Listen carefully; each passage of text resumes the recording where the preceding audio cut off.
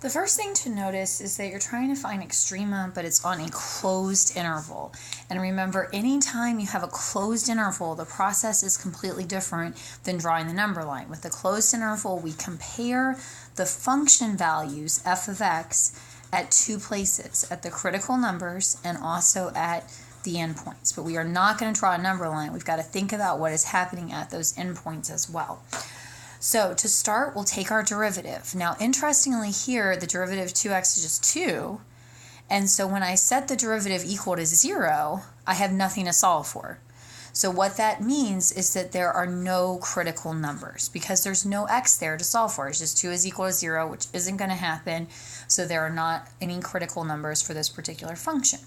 So what that means is that in step 2, when we start to plug into our function, when we plug into f of x, we will only have two numbers to plug in, the endpoints that is. So we need to plug in f of -6, and again, it's always plugging into the original because we want to compare y values. We don't want to compare y prime values. We want to figure out what the y values are, basically what the height, how high the picture is on the actual graph. So if I plug in -6 into the original function, I will have 2 times -6 plus 4, and that of course will give us -12 plus 4, which will give us -8. Then I will plug in the other endpoint of 5, so that will give us 2 times 5 plus 4, and that gives us 14. And then you compare these y values. So we see that the smallest y value is our -8, so that will be our absolute minimum. And then the largest y value is the 14, so that is going to be our absolute max. Now, the notation in writing this out, communicating it, is very important.